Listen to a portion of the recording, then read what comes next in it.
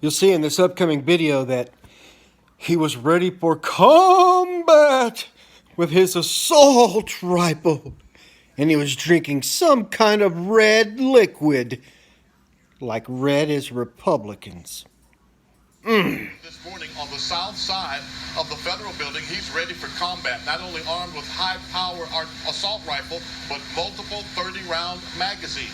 He was discharged from the military, the Army, in 2017, and right now, FBI agents are fanning out across Texas and the country, interviewing family and friends, trying to understand the motive behind this morning's mayhem. This is cell phone video of the man who opened fire outside the federal building in downtown Dallas. Identified by the FBI as 22-year-old Brian Isaac Clyde. I was getting ready to walk in the door when all of the shooting began to happen. Don Miles was at the Commerce Street entrance when he heard gunshots about 8:40 a.m.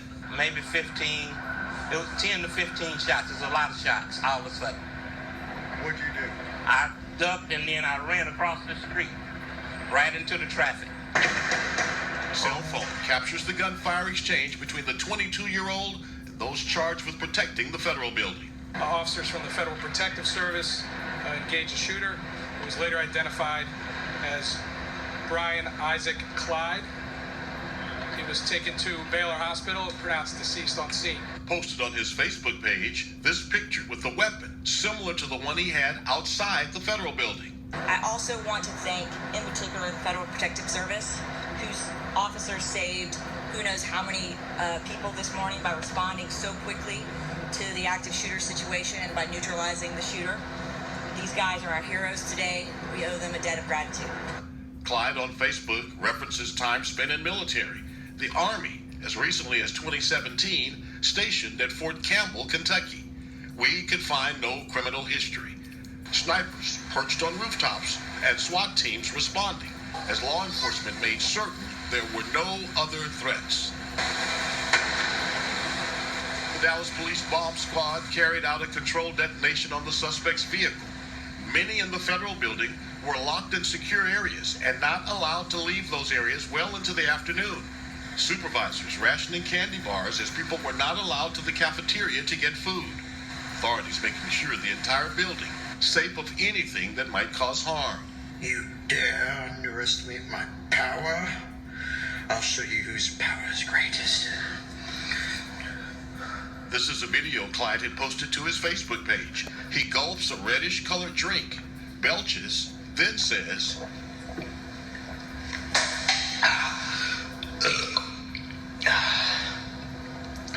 prepare to be defeated. But today, it was Brian Isaac Clyde who was defeated, and whatever plan he had foiled. One person did have minor injuries. That employee here in the federal building was a woman, we believe, who was trying to hide from the shooting outside. His car, the FBI tells us, was rendered safe and has been moved to a secure location for processing.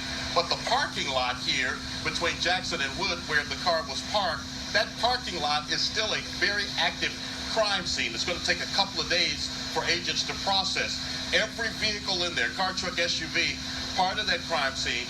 Folks cannot get their vehicles. They have to get someone to pick them up today. They have to register their vehicles with the FBI and wait for a phone call to retrieve their car. It could happen tomorrow or Wednesday.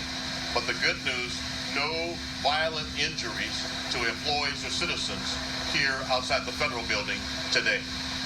Steve Heather. And Sean, the suspect's car was parked at the curb, and didn't he also die in that parking lot? Isn't that where he was shot, in that parking lot behind you?